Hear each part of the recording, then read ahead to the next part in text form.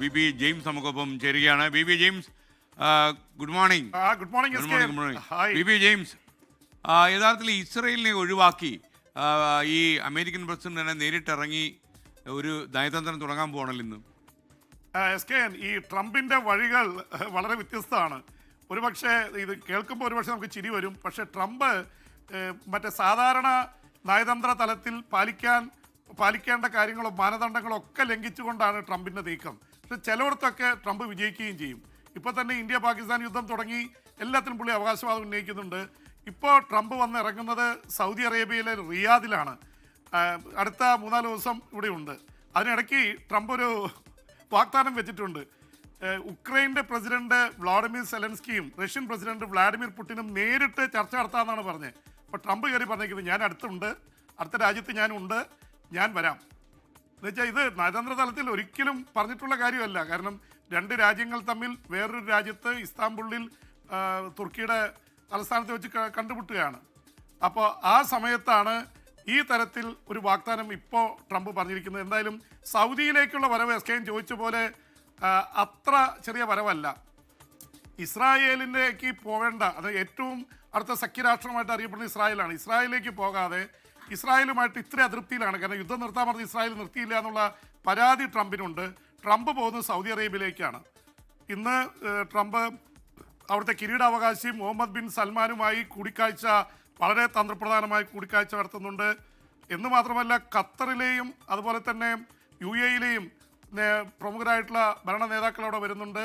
ഇതുകൂടാതെ ഇസ്രായേലുമായി വലിയ അവസ്ഥയിൽ നിൽക്കുന്ന പാലസ്തീൻ്റെ പ്രസിഡന്റ് മുഹമ്മദ് അബ്ബാസ് വരുന്നുണ്ട്. സിറിയയുടെ പ്രസിഡന്റ് ജോസഫ് ആയോൺ വരുന്നുണ്ട്. അപ്പോൾ ഇവരൊക്കെ ആയിട്ട് ചർച്ച നടത്തി ഗൾഫ് സംബന്ധിച്ച് ഒരു പ്രധാന സമ്മിറ്റ് ഉച്ചകോടി നടത്താൻ കൂടിയാണ് ട്രംപ് ഉദ്ദേശിക്കുന്നത്. കാരണം ട്രംപ് കഴിഞ്ഞ തവണ അധികാരത്തിൽ വന്നപ്പോൾ 2017 എസ്കെൻ ഓർക്കുന്നുണ്ടാവും, ഈ എബ്രാഹാം അക്കോർഡ്സ് എന്ന പേരിൽ പ്രധാനപ്പെട്ട രാജ്യങ്ങൾ UAE-യും ഇസ്രായേലും തമ്മിൽ, UAE-യും സുഡാനും തമ്മിൽ, മൊറോക്കോയും തമ്മിൽ, ബഹ്റിൻ തമ്മിൽ അവർ കരാറുണ്ടാക്കി. അത് ഞെട്ടിച്ചതാണ്. കാരണം ഇസ്രായേലുമായിട്ട് അടുക്കാൻ ഒരു ഗൾഫ് രാജ്യവും തയ്യാറാവാതിരുന്ന സമയത്ത് അതിൻ്റെ പിന്നിൽ പ്രവർത്തിച്ചത് സൗദിയായിട്ടുള്ള ബന്ധം വെച്ചുകൊണ്ടാണ്. പക്ഷേ സൗദി നേരിട്ട് ചെയ്തില്ല. സൗദി പറഞ്ഞത് പാലസ്തീൻ പ്രശ്നം തീർക്കൂ, എന്നിട്ട് നമുക്ക് ചെയ്യാം. എന്തായാലും ഒരു വലിയ ചർച്ചയുള്ളത് SKN പാലസ്തീൻ എന്ന ഒരു രാഷ്ട്രമായി അമേരിക്ക അംഗീകാരം നൽകാൻ സാധ്യതയുണ്ടെന്ന് ജെറൂസലം പോസ്റ്റ് പോലെ ഒരുപാട് മാധ്യമങ്ങൾ റിപ്പോർട്ട് ചെയ്തിരിക്കുന്നു. അത് വല്ലാത്തൊരു നീക്കമാണ്. കാരണം ഇസ്രായേൽ എതിർത്തുകൊണ്ടിരിക്കുന്ന പാലസ്തീന് ഒരു രാജ്യമെന്ന നിലയിൽ അമേരിക്ക അംഗീകാരം നൽകാൻ സാധ്യതയുണ്ട് എന്നുള്ള റിപ്പോർട്ട് വരുന്നുണ്ട്. അല്ല എന്നും പറയുന്നുണ്ട്. കാരണം ജോർദാൻ്റെ രാജാവും ഈജിപ്തിൻ്റെ പ്രസിഡന്റും വരുന്നില്ല. അപ്പോൾ അവർ ഇൻവൈറ്റ് ചെയ്തിട്ടില്ല. അവരാണ് പ്രധാനമായിട്ട് പാലസ്തീൻ വാദം ഉന്നയിക്കുന്നത്. എന്തായാലും അമേരിക്കൻ പ്രസിഡന്റ് ഗൾഫിൽ, ഇത് മാത്രമല്ല വലിയ ബിസിനസ്സിനാണ് വരുന്നത്. കഴിഞ്ഞ തവണ വന്നപ്പോൾ 1 ലക്ഷം കോടിയുടെ ബിസിനസ്സാണ് UAE ആയിട്ട് നടത്തിയത്. സൗദി ആയിട്ടും ഇപ്പോൾ വലിയൊരു ബിസിനസ് ഡീൽ നടത്താൻ പോകുന്നുണ്ട്. ഏത് യാത്രയിലും വ്യാപാരമാണ് മുൻപിൽ അദ്ദേഹത്തെ സംബന്ധിച്ചിടത്തോളം. അപ്പോൾ ആ തരത്തിൽ ട്രംപിൻ്റെ വരവിന് വലിയ പ്രാധാന്യമുണ്ട്. ട്രംപ് ഗൾഫ് മേഖലയിൽ ഒരുപക്ഷെ സൗദിയും ഇസ്രായേലും തമ്മിലുള്ള ബന്ധം ഊട്ടിയുറപ്പിക്കാനുള്ള വരവ് കൂടിയാണെന്ന് പറയുന്നുണ്ട്. ഇസ്രായേലിനെ കൊണ്ട് നിർബന്ധപൂർവം ഗൾഫ് രാജ്യങ്ങളുമായിട്ട് സെറ്റിൽ ചെയ്യുക, ഇസ്രായേൽ ഹമാസ് യുദ്ധം അവസാനിപ്പിക്കുക, പാലസ്തീനെ അംഗീകരിച്ചാൽ പിന്നെ ഇസ്രായേലിന് വേറെ വഴിയൊന്നുമില്ല. കാരണം അമേരിക്കയുടെ പിന്തുണയില്ലാതെ ഇസ്രായേലിന് മുന്നോട്ട് പോകാൻ പറ്റില്ല. ഒരു തരം ഒരു ബ്ലാക്ക് മെയിലിംഗ് എന്ന് പറയുന്നില്ല, അവരെ സമ്മർദ്ദത്തിൽ ആഴ്ത്തിക്കൊണ്ട് കാര്യങ്ങൾ ചെയ്യുന്നൊരു രീതിയിലേക്കാണ് ട്രംപ് പോകാൻ പോകുന്നതെന്ന് മനസ്സിലാക്കുന്നു. SKN. ഓക്കെ ജെയിംസ്, മറ്റൊരു കാര്യം, ഈ അമേരിക്കൻ പ്രസിഡന്റ് നാഴിക്ക് 40 വട്ടം പറയുന്നുണ്ട് അദ്ദേഹം ഇടപെട്ടുകൊണ്ടാണ് ഈ ഇന്ത്യയും പാകിസ്ഥാനും തമ്മിൽ വെടിനിർത്തലുണ്ടായത് എന്ന്. മാത്രമല്ല രണ്ട് രാജ്യം കൊണ്ട് വ്യാപാരമില്ലെന്ന് പറഞ്ഞതുകൊണ്ടാണ് ഈ യുദ്ധം നിർത്തിയത് എന്ന രീതിയിലൊക്കെയുള്ള വാർത്തകൾ വരുന്നുണ്ട്. പക്ഷേ അമേരിക്കൻ മാധ്യമങ്ങൾ ഇതിനോട് കടുത്ത വിയോജിപ്പ് വന്നിട്ടുണ്ടെന്ന രീതിയിൽ വാർത്ത വരുന്നു. മാത്രമല്ല നമ്മുടെ CNN ഒക്കെ തന്നെ മറ്റുള്ള ചില കാരണങ്ങളാണ് ഇതിനായി പറയുന്നത്. വിവരങ്ങൾ SKN, ഇപ്പോൾ ട്രംപ് സൗദിയിലേക്ക് വരുന്നതിന് മുമ്പ് നടത്തിയ പത്രസമ്മേളനത്തിൽ ഞാനാണ് ഈ ഇന്ത്യയും പാകിസ്ഥാനും ആണവ യുദ്ധത്തിലേക്ക് പോയേനെ, അത് ഞാനായിട്ടാണ് തടഞ്ഞു നിർത്തിയത് എന്നുള്ള രീതിയിലാണ് പറഞ്ഞത്. അതിന് പറഞ്ഞൊരു കാര്യം, ഇന്ത്യയോടും പാകിസ്ഥാനോടും ഞാൻ പറഞ്ഞത്, ഇത് കേട്ടില്ലെങ്കിൽ, അമേരിക്ക പറയുന്നത് കേട്ടില്ലെങ്കിൽ വ്യാപാരം മൊത്തത്തിൽ വേണ്ടെന്ന് വെക്കും എന്ന് പറഞ്ഞു. 10,000-കണക്കിന് അല്ലെങ്കിൽ ലക്ഷക്കണക്കിന് കോടിയുടെ ബിസിനസ്സാണ് അങ്ങോട്ടും ഇങ്ങോട്ടും നടക്കുന്നത്. എന്തായാലും ട്രംപിൻ്റെ വിരട്ടലിൽ ഇന്ത്യയും പാകിസ്ഥാനും സമ്മതിച്ചു എന്നുള്ള രീതിയിലാണ് ട്രംപ് പറഞ്ഞത്. എന്തായാലും ബ്ലൂംബെർഗ് പോലെ വളരെ പ്രധാനപ്പെട്ട മാധ്യമങ്ങളൊക്കെ എഴുതിയിരിക്കുന്നത് ഇന്ത്യക്ക് ഇതിൽ ട്രംപിൻ്റെ ഈ നിലപാടിൽ അതൃപ്തിയുണ്ട്.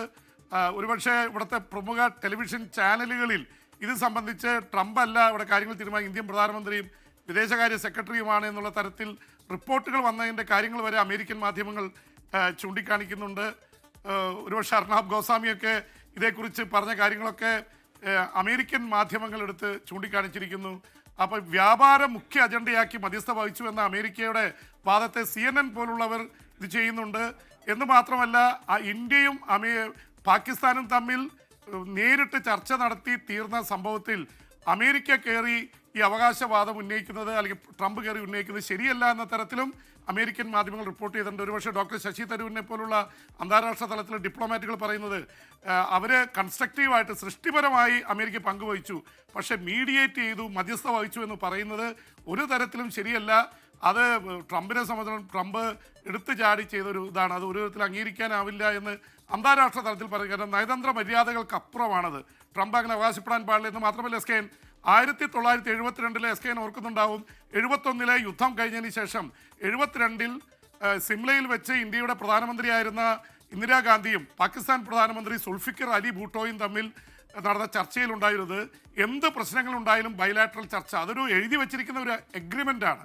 രണ്ട് രാജ്യങ്ങൾ തമ്മിൽ ചർച്ച നടത്തൊരു മൂന്നാം കക്ഷിയെ no outside forces or outside country will involve എന്ന് അതിൽ എഴുതി വെച്ചിട്ടുണ്ട്. അപ്പോൾ അങ്ങനെ എഴുതി വെച്ചൊരു സിംല കരാറിൻ്റെ ലംഘനമാണ് മൂന്നാം കക്ഷിയെ ഇടപെടുത്തിയത് എന്നുള്ള രീതിയിൽ പ്രതിപക്ഷവും പുറത്തൊക്കെ ആരോപണം ഉന്നയിക്കുന്നുണ്ട്. പക്ഷേ ഇതേക്കുറിച്ച് ഇന്ത്യയുടെ ഭരണകൂടം ഇതേക്കുറിച്ചൊന്നും പറഞ്ഞിട്ടില്ല. കാരണം അമേരിക്കയെ പിണക്കാനും വയ്യ, ഈ കച്ചിട്ട് ഇറക്കാനും വയ്യ, മതിരിച്ചിട്ട് തുപ്പാനും വയ്യ എന്ന് പറയുന്ന അവസ്ഥയിലാണ് ഇന്ത്യയുടെ അവസ്ഥ. എന്തായാലും അമേരിക്കൻ പ്രസിഡന്റ് ഇന്ത്യയിൽ അത്യാവശ്യം കോളിളക്കം സൃഷ്ടിച്ചു കഴിഞ്ഞു. SKN. Okay, thank you PP James. ഇനി വിദേശ വാർത്തകളുമായി PP ജെയിംസുമായി നാളെ നമ്മൾ സന്ധിക്കും വരെ വണക്കം. Okay, thank you.